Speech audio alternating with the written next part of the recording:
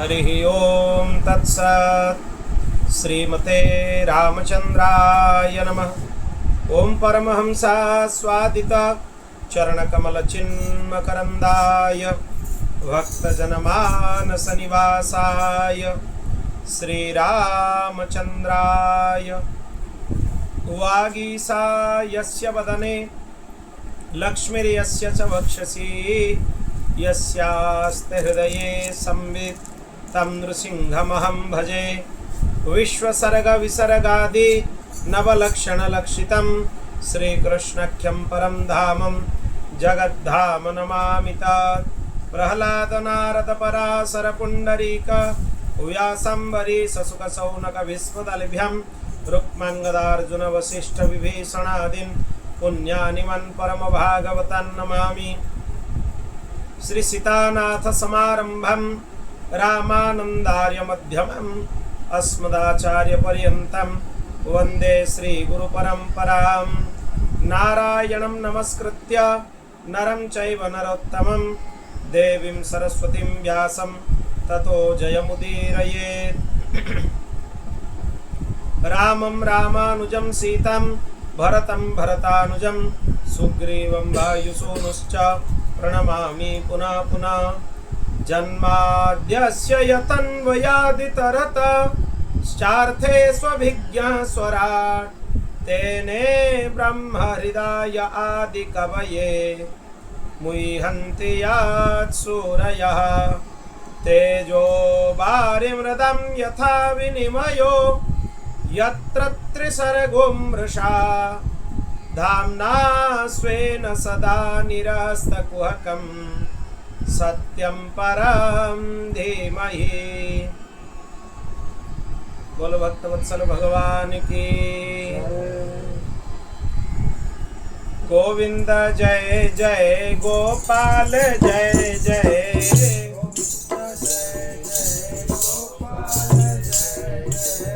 गोविंद जय जय गोपाल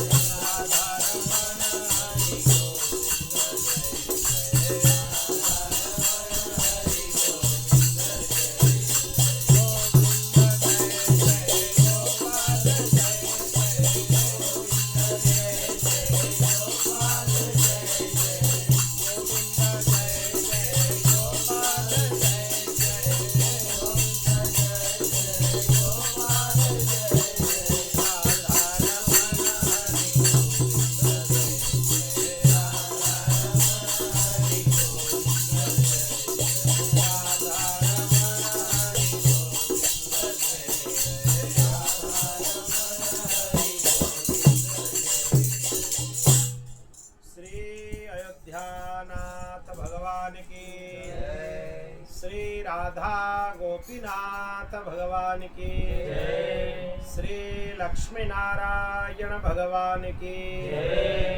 श्री जगन्नाथ महाप्रभु की, श्री बलभद्र महाप्रभु की, श्री सुभद्रा माता की, श्री चक्रराज सुदर्शन भगवान की, श्री उमा महेश्वर भगवान की, श्री पवन सुत हनुमान की, श्रीमद् जगत गुरु आद्य रामानंदाचार्य भगवान की, गोस्वामी तुलसीदास जी महाराज की, चंद्रकला अवतार श्रीमद् स्वामी श्री अग्रदेवाचार्य जी महाराज की, श्रीमद् स्वामी श्री मलुक देवाचार्य जी महाराज की, श्री पहाड़ी बाबा जी महाराज की, श्री भक्तमाली जी महाराज की, श्री सद्गुरुदेव भगवान की।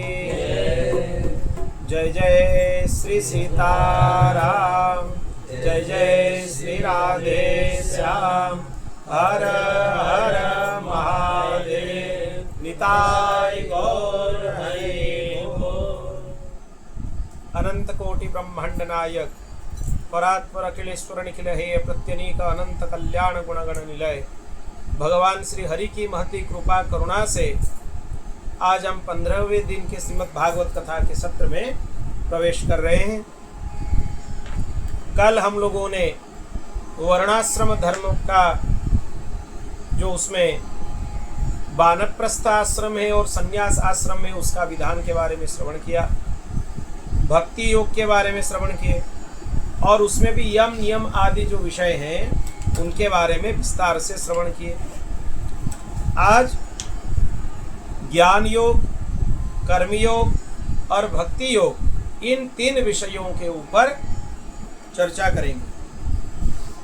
उद्धव जी भगवान को बोल रहे हैं, हे कमल नयन श्री कृष्ण, आप सर्वशक्तिमान हैं, आपकी आज्ञा ही वेद है, उसमें कुछ कर्मों को करने की विधि है और कुछ करने का निषेध है। यह विधि निषेध कर्मों के गुण और दोष की परीक्षा करके ही होता है। वेद में कुछ विधान भी दिया गया है और कुछ कुछ निषेध भी दिया गया है। वेद विधि निषेध का वर्णन वेदों में आता है। वर्णाश्रम भेद, प्रतिलोम और अनुलोम वर्ण संकर, कर्मों के उपयुक्त और अनुपयुक्त द्रव्य, देश, आयु और काल तथा स्वर्ग नरक में भेद, ये वेद से ही पता चलता है। वेद में ये सब चीज लिखा हुआ है। वर्ण संकर नहीं होना चाहिए, वर्णाश्रम धर्म का विधिवत पालन करना चाहिए और उसका भी उद्देश्य यही होना चाहिए कि भगवान के प्रसन्नता के लिए हम वर्णाश्रम धर्म का पालन करेंगे, क्योंकि वर्णाश्रम धर्म का पालन करने के लिए भगवान शास्त्रों में आज्ञा प्रदान किए हैं। उनके आज्ञा के अनुसार ही हम वर्णाश्रम धर्म का पालन करेंगे। भगवान, इसमें कोई संदेह नहीं है कि आपकी वाणी ही वेद है, परंतु इसमें तो बहुत सारा विधि निषेध है। अगर किसी में गुण और दोष में भेद करने वाली दृष्टि न हो तो प्राणियों का कल्याण कैसे होगा? फिर आपकी वाणी वेद ही पितृगण, देवता, मनुष्य सबके लिए मार्गदर्शन करता है। वेद सर्वोपरि है, वेद साक्षात परमात्मा ही है, परमात्मा से भिन्न वेद को नहीं माना जाता है। और उसमें स्वर्ग और मोक्ष आदि वस्तुओं का बोध किसके अनुसार होता है? वेद के अनुसार। और कौन सा साध्य है और कौन सा साधन है, इसका निरूपण भी वेद में ही होता है। परंतु प्रश्न यह यहाँ पर आता है कि आपकी वाणी ही भेद का निषेध भी करता है। आप बहुत सारे शास्त्रों में यह बताए हैं कि भेद नहीं रखना चाहिए, फिर वेद में तो विधि निषेध है। इसका मतलब यह हुआ कि वहाँ पे भेद लिखा हुआ है और आप बोलते हैं कि भेद नहीं करना है। इस विरोध को देखकर मुझे भ्रम हो रहा है, ये किसी को भी हो सकता है। आप कृपा करके मेरा यह भ्रम मिटाइए। भगवान श्री कृष्ण बोलते हैं, उद्धव, मैंने ही वेदों में और अन्यत्र भिन्न भिन्न शास्त्रों में मनुष्यों का कल्याण करने के लिए अधिकारी भेद से 3 प्रकार के योगों का निर्देश किया है। वे क्या है? ज्ञान योग, कर्म योग और भक्ति योग। मनुष्य के परम कल्याण के लिए इन 3 योगों के अलावा और कोई चौथा साधन नहीं है। ये 3 ही साधन है, ज्ञान योग, भक्ति योग, तीसरा है कर्म योग। जो लोग कर्म तथा उसके फल से विरक्त हो गए, उनका त्याग कर चुके हैं, वो ज्ञान योग के अधिकारी हैं। सभी लोग ज्ञान योग के अधिकारी नहीं हैं। जिसने कर्म फल से विरक्ति मान लिया हो, कर्म फल में उसका अनुरक्ति ना हो, वही ज्ञान योग का अधिकारी है।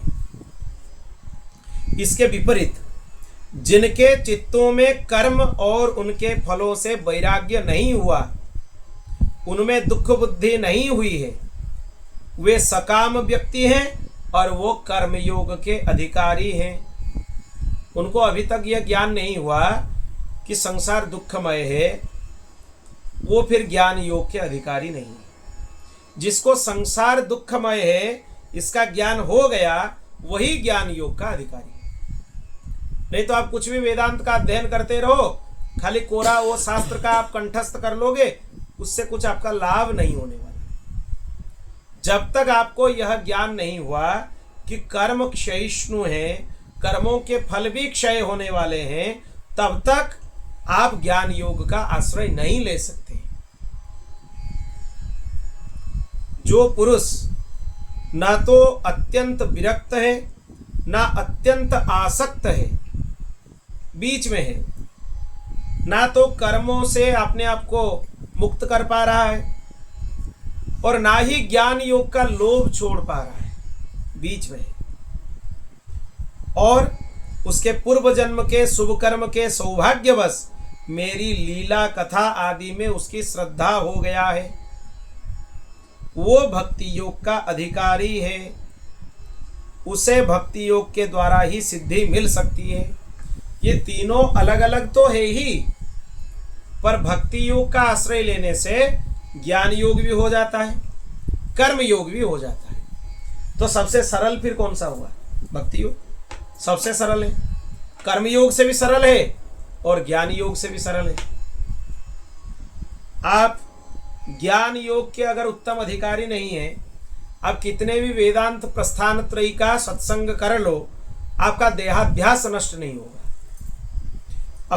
पूज्य अखंडानंद जी को कोई भक्त जाकर प्रश्न किए, महात्मा, भक्त मतलब वो भी महात्मा है, वो जाकर प्रश्न किए कि हम पंचदशी आपसे सुनते हैं। पंचदशी एक अद्वैत वेदांत का एक प्रकरण ग्रंथ है, उसका नाम है पंचदशी।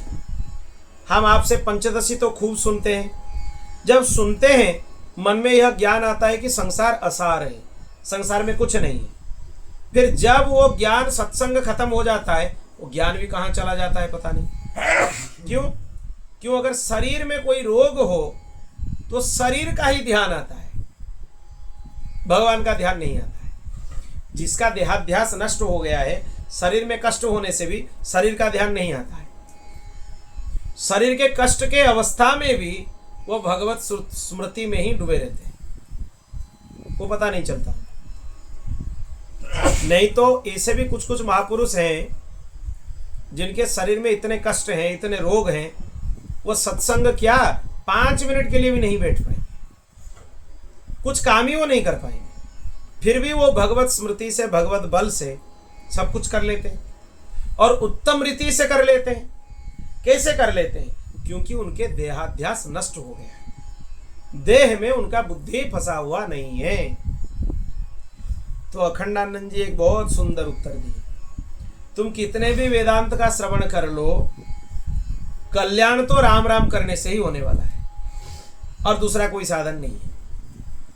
मतलब तुम ज्ञानी योगी हो, चाहे कर्म योगी हो, चाहे भक्ति योगी हो, अगर भगवान नाम का आश्रय तुमने नहीं लिया है तो कल्याण तो नहीं होने वाला है। सबका सार यही है, भगवान नाम का आश्रय ले लो। यही सबका सार है, सभी शास्त्रों का सार है। कर्म के संबंध में जितने भी विधि निषेध है उसके अनुसार तभी तक कर्म करना चाहिए जब तक कर्ममय जगत और उससे प्राप्त होने वाले स्वर्ग आदि सुख से वैराग्य ना हो, अथवा जब तक मेरी लीला कथा के श्रवण कीर्तन में श्रद्धा ना हो, तब तक ये कर्म योग का आश्रय लेना चाहिए। जब ज्ञान हो जाए या भगवान की लीला कथा में प्रेम हो जाए, फिर कर्म के बंधन में आप नहीं रहते हो, आप मुक्त हो। इसी प्रकार अपने वर्ण और आश्रम के अनुकूल धर्म में स्थित रहकर यज्ञों के द्वारा बिना किसी आशा और कामना के भगवान की आराधना करते रहो, निषिद्ध कर्मों से दूर रहो और विहित कर्मों का आचरण करो, तो तुम्हें स्वर्ग या नरक में नहीं जाना होगा। स्वर्ग भी बंधन है, क्योंकि वहां पे सुख भोग करोगी, भगवान थोड़ी है वहां पे। लीला दर्शन होगा वहां पे, सेवा मिलेगा, सेवा का सुख मिलेगा, कुछ नहीं मिलेगा वहां पे। वो संसार में जैसे 5 स्टार होटल बोला जाता है ना, वहां पे सब सुविधा साधन होते हैं, वो स्वर्ग भी वैसा ही है, समझ लो। सब साधन है वहां सुख का, पर असल में वो सुख है ही नहीं।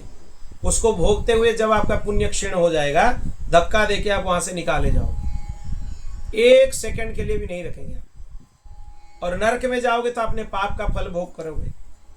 फल भोग 2 जगह ही होता है, एक नरक में, दूसरा स्वर्ग में। नरक में पाप का और स्वर्ग में पुण्य का। पाप भी बंधन है, पुण्य भी बंधन है। इसीलिए भगवद आश्रय ले लो, पाप पुण्य दोनों से मुक्त हो जाओ और भगवान के श्री चरणों में स्थान प्राप्त करो।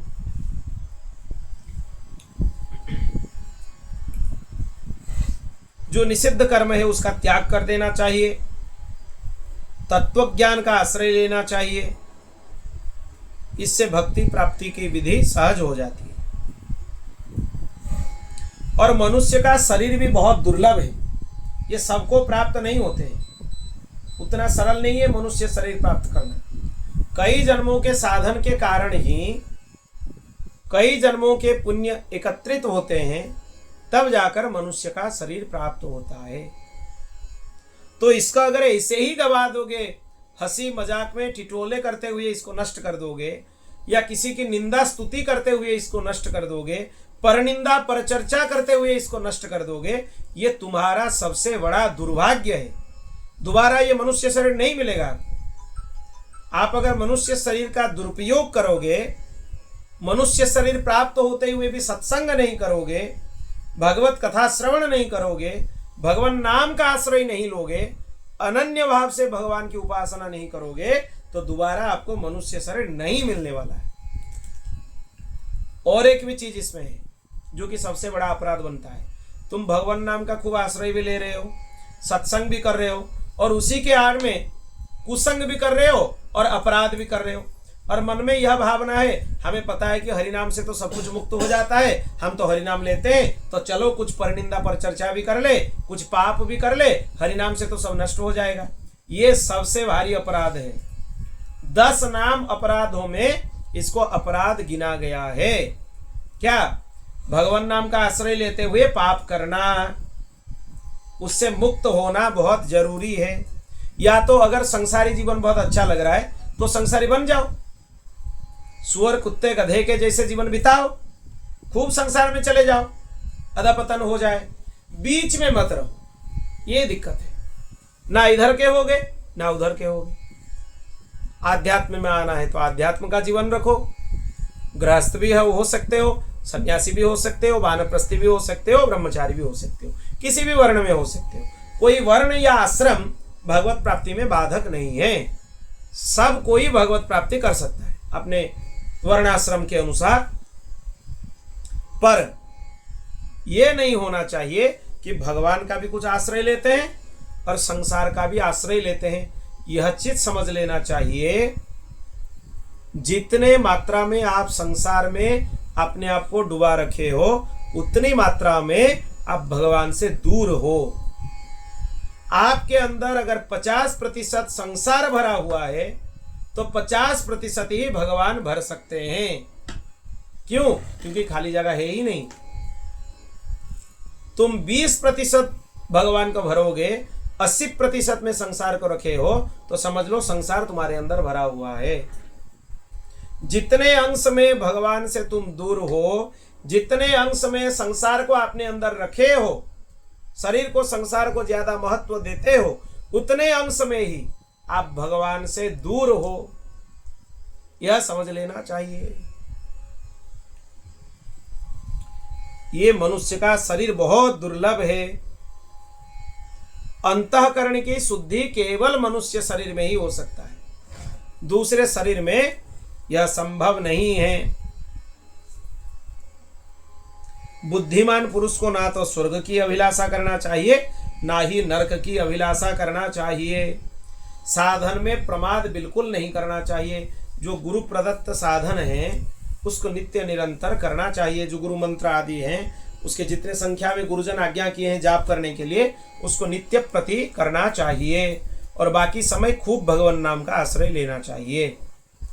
नित्य निरंतर मन ही मन भगवान के पवित्र नामों का स्मरण करो।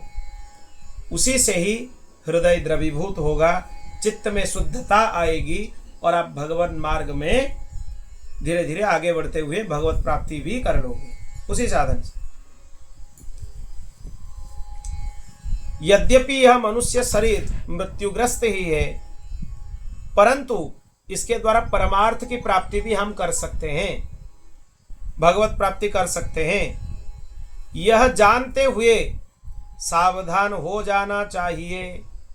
अगर तुम सावधान हो गए और इसी जन्म में साधना कर लिए, फिर जन्म मृत्यु के चक्कर में नहीं आओगे।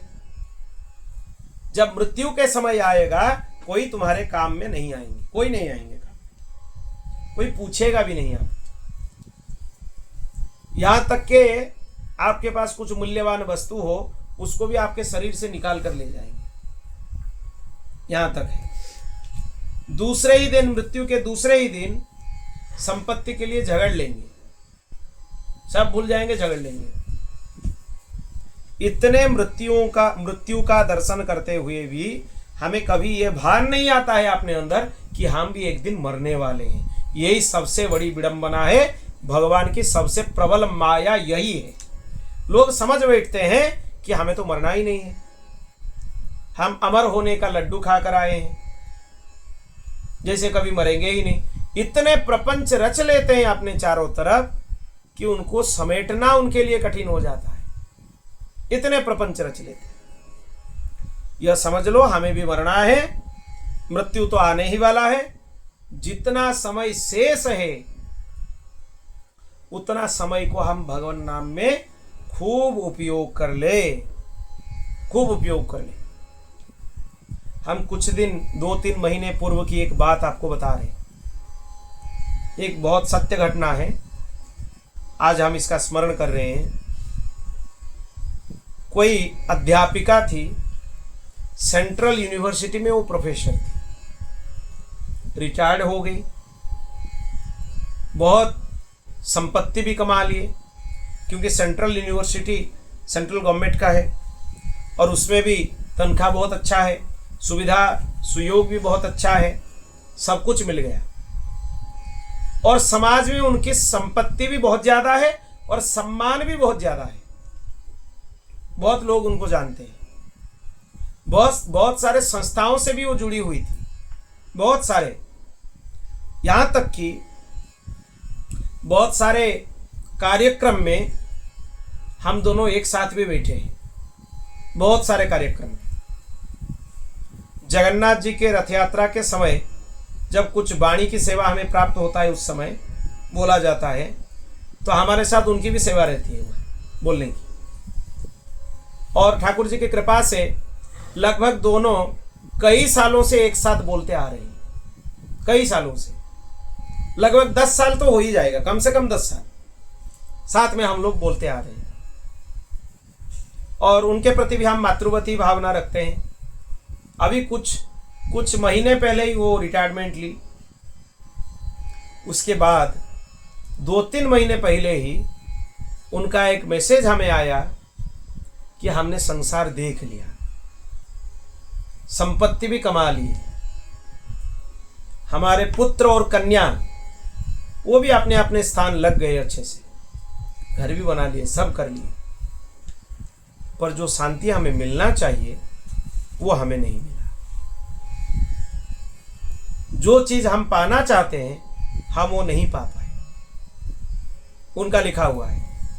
और यह भी लिखे वो कि तुम्हें देखकर हम, यह भावना हमारे मन में आता है कि हमसे कई गुना सुखी तो तुम हो। भगवत कृपा से हम एक ही नहीं है, वो तो भगवत कृपा है, क्योंकि गुरु चरणाश्रित ही है, उसी को ही हम सबसे बड़ा सुख मानते हैं। आगे की लाइन में वही उन्होंने लिखा कि आप अपने सदगुरुदेव भगवान के इतने प्रिय हो, इसी से ही हम मानते हैं कि आप सबसे बड़े सौभाग्यवान हो। आप हमारे मार्गदर्शन करो, हम संसार में थक गए हैं। उनके शब्द हैं ये, आप कभी चाहे तो देख सकते हैं। हम संसार में थक गए और कुछ करने का मन नहीं है, हमें मार्गदर्शन करो, जैसे अंतिम कुछ क्षण हमारे जीवन का है वो सार्थक हो जाए, आप हमारे गुरु बन जाओ। यह भी लिखे, या मार्गदर्शन करो, कुछ भी बोलो, क्या करना चाहिए हमें, क्या नहीं करना चाहिए, हमें कुछ सूझ नहीं रहा है।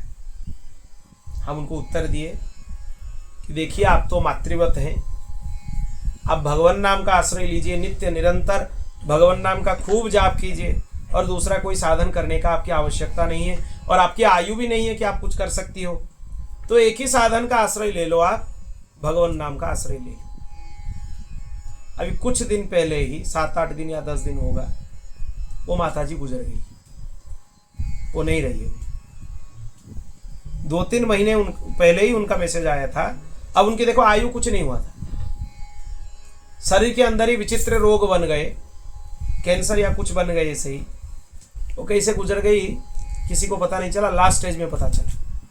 तुम बोल सकते हो किसी के अंदर रोग नहीं होगा, आगे तुम लंबे उम्र तक जियोगे, और जिस शरीर के लिए तुम इतना कष्ट कर रहे हो, इतना परिश्रम कर रहे हो, अपना इतना कीमती समय अपने शरीर के लिए गवा देते हो, भगवान नाम का आश्रय नहीं लेते हो, तुम दावे के साथ बोल सकते हो कल सुबह तुम देखने के लिए तुम्हें मिलेगा? बोल सकते हो? हम भी सुनकर अचंभित हो गए कि देखो कितने, अभी कुछ दिन पहले ही उनसे बात हुआ था, मतलब ऐसे जैसे कि उनको पता चल गया था कि हम और रुकने वाले नहीं है, पधारने वाले नहीं। तो इस तरह की प्रश्न या इस तरह की बात साधारण लोग जो संसार में डूबे हुए हैं वो बोल नहीं सकते। किसी को भी आप देख लो, संसार में डूबे हुए प्राणी के मुंह में यह वचन आ ही नहीं सकता है कि क्या हम संसार से तंग हैं और भगवत प्राप्ति करना चाहते हैं, अब हमें क्या करना चाहिए। ये साधारण मनुष्य नहीं बोल सकता है, भले ही वो गृहस्थ हो, उनको हम संत ही मानते हैं। और कई संत समाज में बड़े बड़े मनुष्य उनको आज भी याद करते हैं किसी चीज के लिए। हम ये उदाहरण इसीलिए दिए कि जीवन कभी भी चला जा सकता है, इसका कोई ठिकाना नहीं।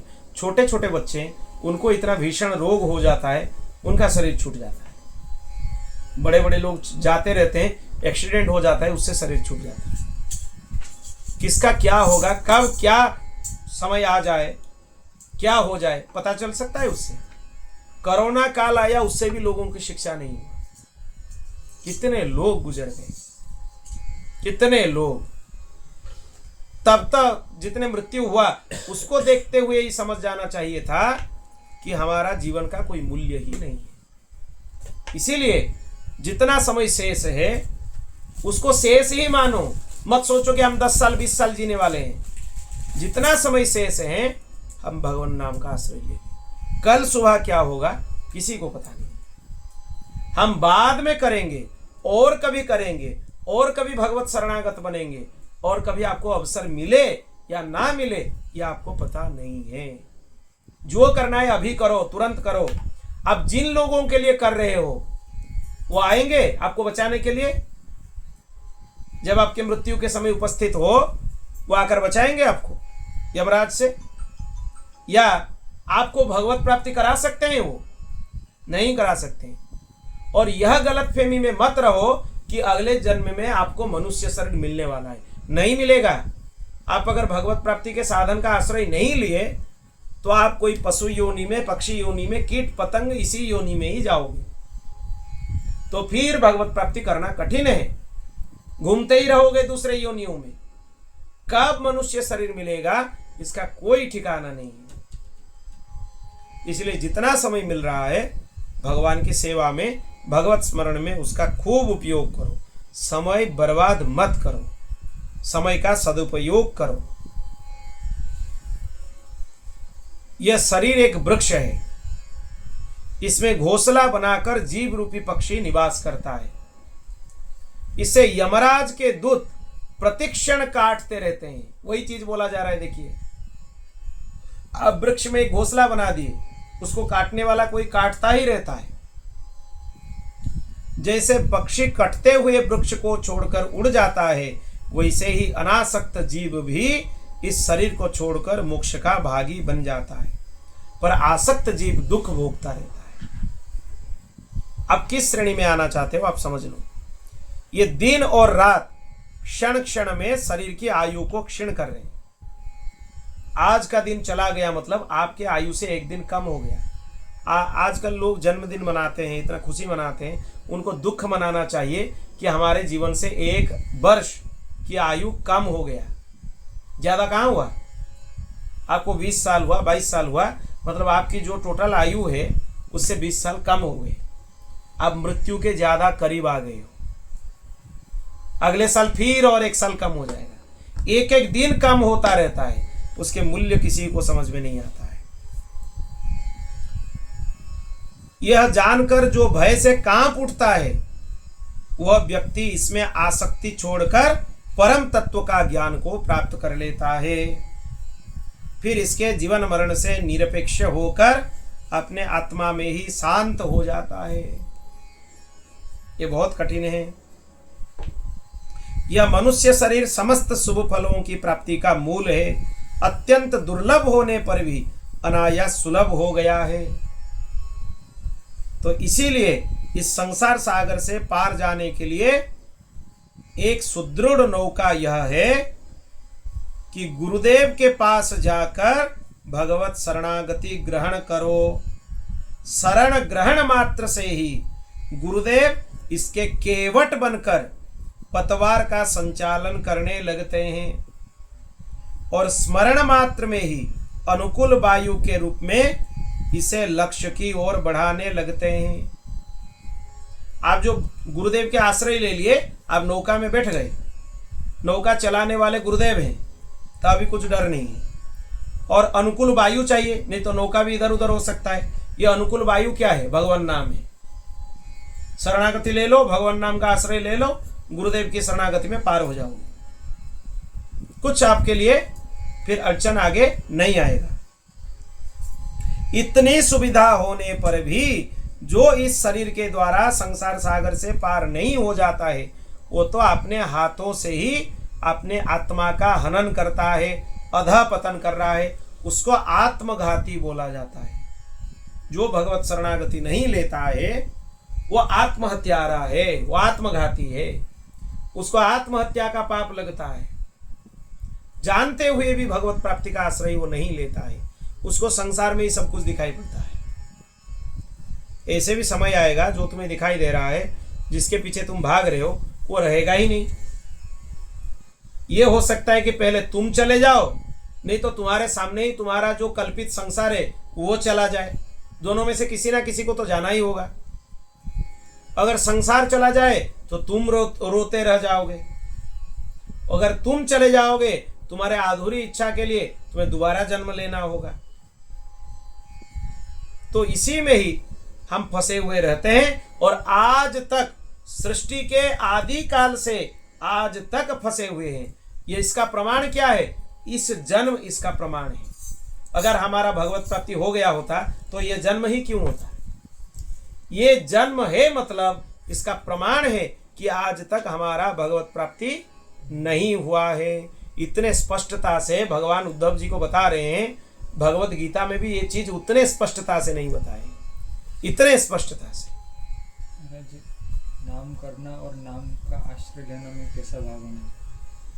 आप किसी भी भाव में आश्रय लें। भाव कुभाव अनख आलसहूं, नाम जपत मंगल दिशि दसहूं। भाव आ रहा है, नहीं आ रहा है, जबरदस्ती कर रहे हो, आप नाम ले लो, भाव आ जाएगा अपने आप। आने वाला जब समय हो जाएगा, जब तुम्हारा अंतःकरण शुद्ध हो जाएगा, तो भाव अपने आप आ जाएंगे। यहां तक कि लीला स्मरण, मानसी सेवा, भगवान का ध्यान, ये सब भी नाम जपते हुए प्राप्त हो जाएंगे। आपकी परा, पश्यंती, मध्यमा, वैखरी, 4 वाणी भगवान नाम प्रकट कर देने की सामर्थ्य रखता है।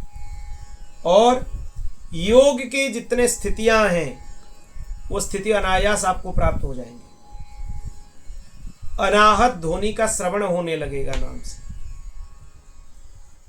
तो नाम इतने प्रभावशाली है, उसके अलावा और कोई दूसरा साधन के आश्रय लेना ही नहीं चाहिए। आप जबरदस्ती यह कोशिश मत करो कि हम भाव क्या लाएं। हाँ है तो गुरुदेव का स्मरण करो, भगवान का स्मरण करो, या कुछ नहीं हो रहा है तो नाम के अक्षरों का स्मरण करो, भाव अपने आप आ जाएंगे। और भगवान आपके प्रति जो भाव से आपको चुनना चाहेंगे, वो भाव आपके अंदर अपने आप आ जाएंगे। उसको बोलने का जरूरत नहीं, चुनने का जरूरत नहीं, भगवान आपको चुन लेंगे। उनको आपको क्या बनाना है, आपको मित्र बनाना है कि आपको सहचरी बनाना है, कि आपको माता पिता बनाना है, कि आपको दास बनाना है, कि आपको पुत्र बनाना है, वो उनका निर्णय है। अगर स्वयं करते हो, उसमें कर्तापन का अहंकार हो सकता है, भगवान के ऊपर छोड़ दो। वो संबंध का स्वीकारोक्ति जो है, वो भगवान के तरफ से हो जाना ही अच्छा है, और वो ज्यादा सुदृढ़ होगा। हम लोग पकड़ने में उतना सुदृढ़ नहीं है।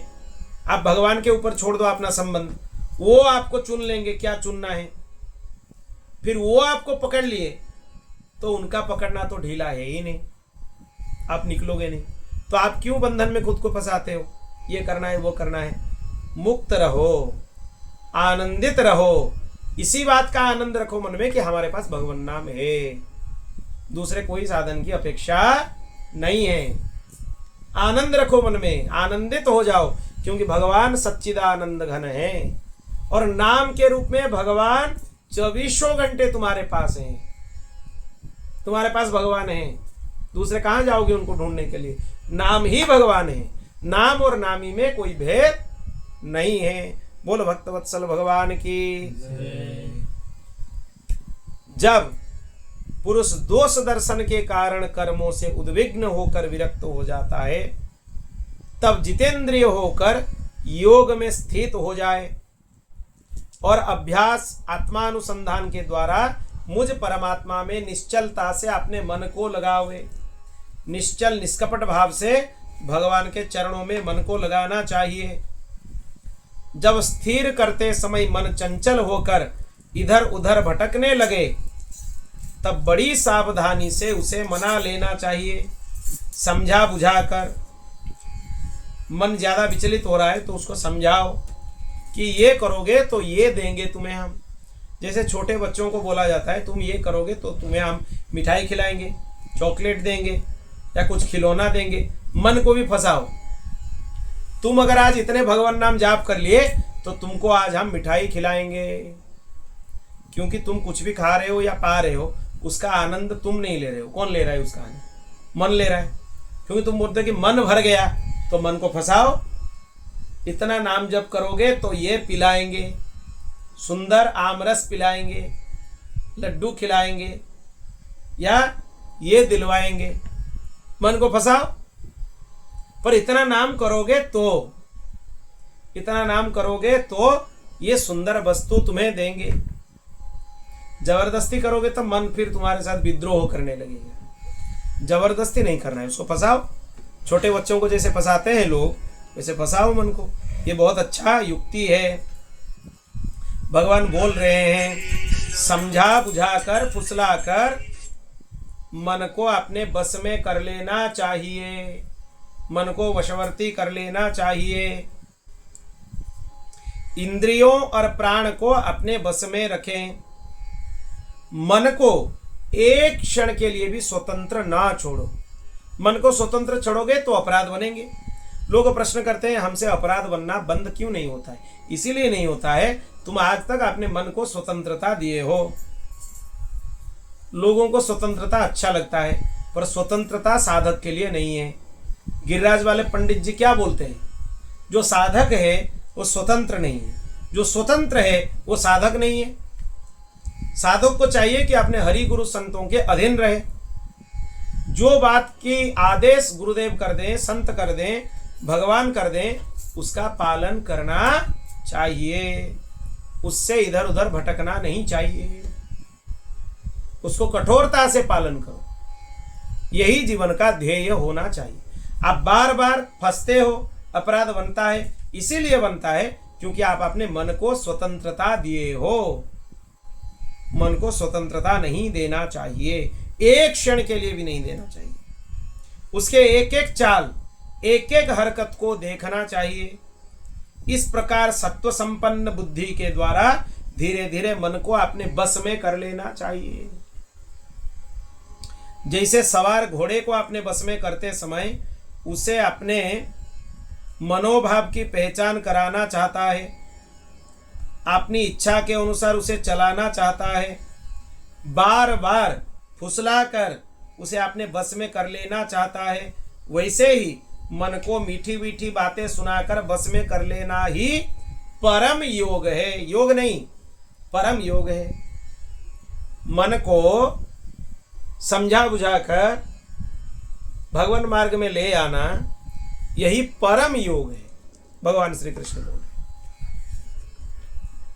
सांख्य शास्त्र में प्रकृति से लेकर शरीर पर्यंत सृष्टि का जो क्रम बताया गया है, उसके अनुसार सृष्टि चिंतन करना चाहिए। और जिस क्रम से शरीर आदि का प्रकृति में लय बताया गया है, उस प्रकार लय चिंतन करना चाहिए। दोनों करना चाहिए। कैसे महतत्व से सृष्टि बना और फिर सृष्टि जैसे एक दूसरे से सृष्टि विस्तार हुआ है, वैसे ही एक दूसरे में मिलते हुए सृष्टि समेट जाती है। इसका चिंतन करना चाहिए। जब तक मन स्थिर ना हो जाए यह चिंतन करना चाहिए। मतलब मन को स्थिर करने का यह उपाय है। जैसे कि महतत्व से सत्व रजतम अहंकार आदि उत्पन्न हुए, फिर उनसे पंच महाभूत, पंच ज्ञानेन्द्रिय, पंच कर्मेंद्रिय, मन बुद्धि चित्त अहंकार सब उत्पन्न हुए। फिर ये सब एक दूसरे में मिलते हुए फिर वही सत्व रजतम अहंकार महतत्व में सब मिल जाते हैं। इसको चिंतन करो, मन बस में हो जाएगा। मन स्थिर करने का यही उपाय है। दोनों क्रम में चिंतन करो, आरोहण क्रम में और अवरोहण क्रम में, दोनों में इसका चिंतन करोगे तो मन स्थिर हो जाएगा। जो पुरुष संसार से विरक्त हो गया, जिसका संसार के पदार्थों में दुख बुद्धि हो गया है, वह अपने गुरुजनों के उपदेश को भली भांति समझकर बार बार अपने स्वरूप का ही चिंतन में संलग्न रहता है। इस अभ्यास से बहुत शीघ्र ही उसका मन अपनी वह चंचलता, अनात्मा, शरीर में जो आत्म बुद्धि है उसको छोड़ देता है। उसके लिए उसको प्रयास करने का जरूरत नहीं, वो अपने आप छूट जाता है। इसका मतलब यह है, गुरुजनों का आनुगत्य को स्वीकार कर लो, फिर ये मन आपको परेशान नहीं करेगा, इंद्रियां आपको परेशान नहीं करेंगे। आपको इंद्रिया और मन परेशान करते हैं तो आप 100% गुरुजनों के आनुगत्य को स्वीकार नहीं किए। गुरुजनों के आनुगत्य को स्वीकार कर लो, खूब आनंद है, इतना आनंद है उसको क्या बताएं। तो इसलिए गुरुदेव के चरणों में सर्वतोभावेन संपूर्ण समर्पण कर दो। यम नियम आसन प्राणायाम प्रत्याहार धारणा ध्यान समाधि, इनसे तथा भगवान की प्रतिमा की उपासना से, भगवान बोल रहे हैं कि स्वरूप उपासना भी करना चाहिए आपको श्री विग्रह का, अर्थात कर्मयोग, ज्ञान योग, भक्ति योग से मन परमात्मा का चिंतन में लगाना चाहिए। और दूसरा कोई उपाय है ही नहीं। आप ये यम नियम आदि का पालन करो, भगवान नाम का आश्रय लो और फिर भगवान के श्री विग्रह का भी सेवा करो, वो भी आवश्यक है। जो योगी है वो कोई निंदित कर्म करता नहीं, परंतु उसमें अगर प्रमादवश कोई अपराध बन जाए तो योग के द्वारा ही उसके पाप जलकर भस्म हो जाते हैं और उसके लिए दूसरा कोई प्रायश्चित का आवश्यकता नहीं है। अपने अपने अधिकार में जो निष्ठा है, जो वर्णाश्रम धर्म है, उसका पालन करते हुए शास्त्र का तात्पर्य को समझना चाहिए और जहां तक हो सके प्रवृत्ति को संकोच ही करना चाहिए, समेट लेना चाहिए।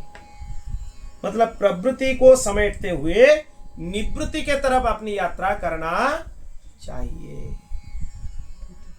हाँ, जो साधक समस्त कर्मों से विरक्त हो गया है उनमें दुख बुद्धि रखता है कि ये सब नष्ट होने वाला है, उसमें बुद्धि रखना ही नहीं है। आपकी इसमें नष्ट होने वाले बुद्धि हो गया है तो आप कितने उत्तम साधन हैं उनका उपयोग कर लो, उसमें आप फंसोगे नहीं। अगर आपकी उसमें बुद्धि है तो आप छोटा ही कुछ चीज का उपयोग कर लो, उसमें फंस जाओगे, वो आपको अच्छा लगने लगेगा। तो ये भावना होना चाहिए।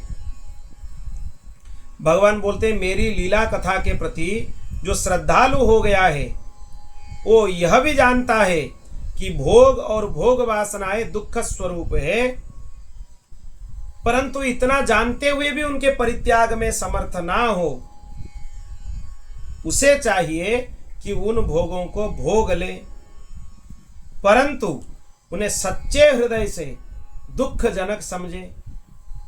आप उतने पक्के नहीं हो कि आप भोग छोड़ सकते हो, ठीक है, आपके सामने जो चीज आ रहा है उसको भोग लो, पर समझ लो कि ये नष्ट होने वाला है, यह तो समझ लो, ये तो नहीं रहेगा, इतना तो समझ लो, ये दुखमय है, इतना तो समझ लो। और ये तुम्हारा सबसे बड़ा दुर्भाग्य है, यह तो कम से कम जान लो। इतना भी तुम्हारा ज्ञान हो जाए तो प्रेम से भजन में लग जाओगे, वो भाव सुदृढ़ हो जाएगा धीरे धीरे। और वो कैसे होगा? नित्य सत्संग करने से। अब जितने भी अच्छा चीज है सुन लो, एक बार जाके संसार के लोगों से मिल जाओ, थोड़ा उनसे बातचीत कर लो, सत्संग के इतने दिन का दिन क्या, इतने वर्ष का ज्ञान 1-2 मिनट में जय सिया राम, फिर आ जाओगे वही स्थिति में, फिर संसार में फंस जाओगे। इसलिए अपने आप को आइसोलेट करके रखो, बचा के रखो, सबसे मिलो, सबसे बातचीत करो जितना आवश्यक है, बाकी समय मौन रहो, भगवान नाम का स्मरण करो। ज्यादा संसारी लोगों से बातचीत, इधर उधर का बात करोगे, उठ पटांग बात करोगे लोगों के साथ, तो उनमें जो दुष्प्रवृत्तियां हैं वो तुम्हारे अंदर आ जाएंगी। गुण आ जाते हैं, पहले चिंतन में आएंगे, फिर वाणी में आएंगे, फिर आपकी क्रिया में आ जाएंगे। क्रिया में आने के लिए ज्यादा समय नहीं लगता है।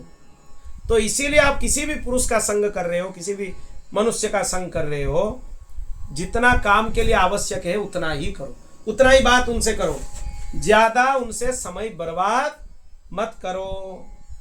कर रहे हो तो उनकी दुष्प्रवृत्तियां, वो तो भगवान के मार्ग में चल नहीं रहे और आप चल रहे हो, तो आपको वो लोग डीमोटिवेट कर देंगे। ये क्या कर रहे हो? क्या आपकी बुद्धि खराब हो गया है? तुलसी माला पहन लिए, इतने मोटा चौड़ा तिलक लगा लिए, यह सुनने लगोगे तो फंस जाओगे। आप तो जब से शरणागत हुए हो लगभग, तब से आप इतने चौड़ा तिलक लगा कर ही जा रहे हो। उसके बाद से जब आपको यह अनुभव सुदृढ़ हो गया, आप इतने सारे बच्चों को पढ़ाते हो, आप प्रोफेसर हो, आपके मन में जब ये भाव सुदृढ़ हो गया कि हम भगवान के हैं, संसार से हमें कोई मतलब ही नहीं है, कुछ फर्क पड़ता है आपको? कोई कुछ पूछता है आपको? लोग समझ ले कि ये भक्त आदमी है, परंतु लाभ ये होता है कि आपको देख के वो भगवान का स्मरण करते हैं, क्योंकि ये भगवान का चिन्ह है। लज्जा किस बात की करना है? किससे लज्जा करना है?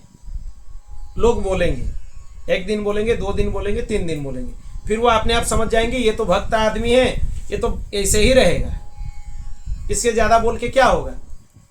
और आप अगर यह सोच रहे हो कि ये चिन्ह धारण नहीं करोगे तो लोग आपके बारे में बोलेंगे नहीं, तो ये आपकी गलतफहमी है। चाहे आप भक्त बनो चाहे ना बनो, आपकी निंदा होना तो तय है। लोग तो करेंगे ही आपकी चर्चा, ये ऐसा किया वैसा किया, सब ले गया, इधर ये कर दिया उधर वो कर दिया, लोग तो बोलेंगे। लोगों का काम ही है बोलना, तो उसमें क्यों फंसना है अपने आप को। लोग बोलेंगे हाँ क्या उम्र हो गया तुम्हारा एकादशी व्रत कर रहे हो, उनका काम है बोलना। उनको थोड़ी पता है वो भी एकादशी नहीं कर रहे, उसका अपराध उनके सिर पर लदा हुआ है, वो उनको पता नहीं है। एकादशी का व्रत फलाहार करके कर सकते हो, पर एकादशी में अन्नाहार करना मना है। यहां तक शास्त्र में विधान यह है 5 साल के बच्चे से प्रारंभ करके 90-95 वर्ष तक वृद्ध तक उसको एकादशी करना अनिवार्य है। यह नहीं है कि तुम चाहो तो करो, नहीं चाहो तो मत करो, यह नहीं है। अन्न भक्षण करते हो एकादशी में तो आपको अन्न भक्षण में सब जीवों का पाप लगता है, ये पता नहीं है। आप करोगे तो आप लोग आपको खूब गाली देंगे, घर के ही लोग पहले गाली देंगे आपको, ये क्या लगा रखे हो तमाशा, एकादशी कर रहे हो, तुलसी पहन रहे हो, तिलक पहन रहे हो, क्या दिमाग खराब हो गया है तुम्हारा। उनको उनके बात सुन के डिमोटिवेट नहीं होना है, ये सोचना है देवता इनके रूप में आकर विघ्न डालने के लिए आ गए। कल ही आ रहा था इसमें प्रसंग में, कोई भक्ति मार्ग में चलने लगता है, देवता नहीं चाहते हैं कि वो उस मार्ग में चले, इसीलिए वो क्या करते हैं उसके घर के ही सगे संबंधी के रूप में उसके, कल ही आया है भागवत जी में ये प्रसंग, भगवान श्री कृष्ण बोल रहे थे, देवता उसके सगे संबंधी के रूप में, उसके मित्र परिवार के रूप में उसके सामने बाधा उत्पन्न करते हैं।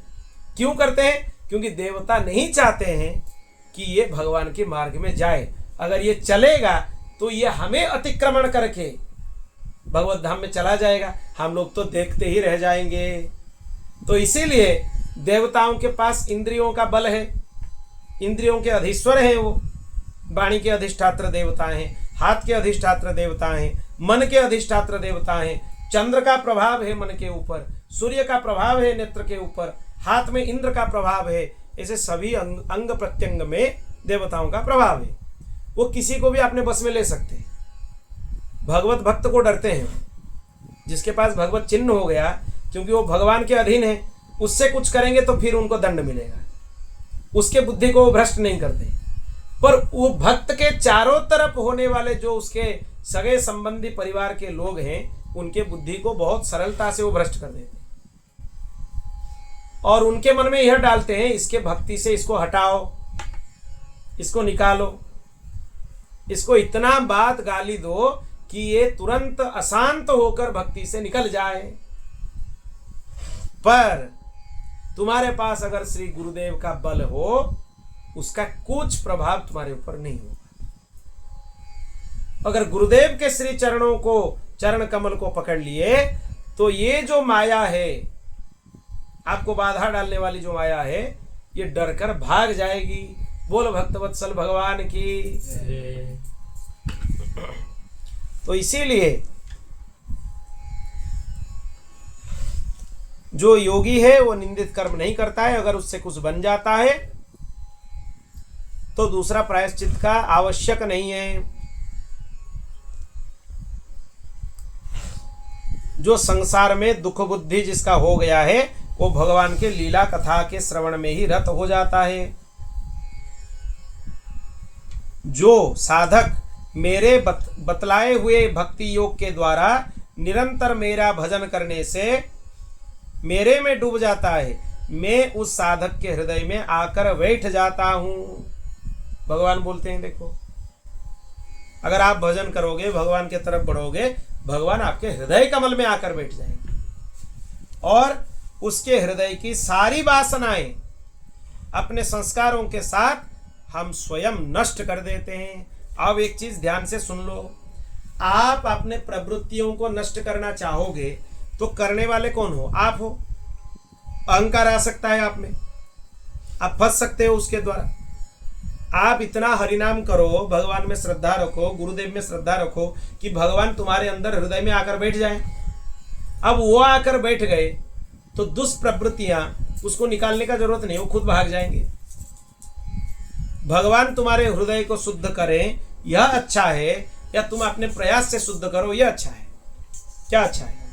भगवान शुद्ध करें तो भगवान को लाकर हृदय में बिठा दो, ज्यादा परिश्रम करने की आवश्यकता नहीं है। प्राकृत राष्ट्रपति प्रधानमंत्री कहीं आते हैं, वहां के गंदगी साफ हो जाते हैं, ये प्राकृत है, सबको पता है, ये एक दिन जाने वाले हैं। फिर भी जब कहीं वो आते हैं घूमने के लिए, वो स्थान साफ हो जाता है। कहीं कुछ गड़बड़ होता है तो पर्दा लग जाता है, एक दिन में ही साफ हो जाएगा। एक एक दिन में रोड बन जाते हैं, रास्ता बन जाते हैं, इस रास्ते से गुजरेंगे। तो ये तो परिपूर्ण परब्रह्म त्रिलोक के स्वामी हैं, ये आ जाएंगे तो आपको कचरा साफ करने का जरूरत नहीं, कचरा अपने आप साफ हो जाएगा। तो कितना सरल हो गया देखो। शरणागति से बड़ा कोई मार्ग ही नहीं है। आप दूसरे मार्ग में जा रहे हो, आपको सब कुछ करना होगा उसमें। भगवत शरणागत हो गए ना, आपको कुछ करने का जरूरत नहीं, सुख करने वाले भगवान है, उनके ऊपर छोड़ दो। भगवान को यहाँ तक भक्त बोलते हैं, आपको इन दुष्प्रवृत्तियों से आनंद आ रहा है तो रहने दो, हमें क्या मतलब है। आपको निकालना है आप निकालो, आपको रहना है वो आप रहने दो, आपको जैसे रखना है वैसे रखो। सोच कर देखो कितना आनंद आ जाएगा। फिर आप भगवत शरणागत हो गए, आनंद में निमग्न हो जाओगे, उस स्थिति से आप इधर पार नहीं पा पाओगे, इतना आनंद है। उसके हृदय की गांठ टूट जाती है, सारे संशय नष्ट हो जाते हैं, कर्म वासनाएं क्षीण हो जाते हैं, जिसके हृदय कमल में हम आकर बैठ जाते हैं। आप क्यों प्रयास करोगे? आप खाली भजन करते हुए भगवान को बिठा दो आके लाके। इसी से जो योगी मेरी भक्ति से युक्त मेरे चिंतन में मग्न रहता है, उसके लिए ज्ञान अथवा वैराग्य की आवश्यकता नहीं रहती है। भगवान अंत में फिर स्पष्ट कर दिए कि इस प्रकार से जो मेरी भक्ति से निमग्न रहे, उसको ज्ञान की भी आवश्यकता नहीं है, उसको वैराग्य की भी आवश्यकता नहीं है, उसका कल्याण मेरे भक्ति के द्वारा ही हो जाती है। भक्ति आ जाए तो ज्ञान अपने आप आ जाएंगे, वैराग्य भी आ जाएगा। तो इसीलिए कर्म तपस्या ज्ञान वैराग्य योगाभ्यास दान धर्म, जो कुछ स्वर्ग अपवर्ग अथवा कोई वस्तु प्राप्त करना है, वो भक्ति योग के प्रभाव से मेरा भक्त प्राप्त कर लेता है। सब कुछ, आपको दूसरे साधन की आवश्यकता नहीं है। मेरे अनन्य प्रेमी एवं धैर्यवान साधु भक्त स्वयं तो कुछ चाहते ही नहीं, यदि मैं उन्हें कुछ देना चाहता हूं, वो मुझसे भी कुछ चाहते नहीं, यहाँ तक कि कैवल्य मोक्ष भी नहीं चाहते हैं। दीयमाने न गृह्णन्ति बिना मत सेवनम जना।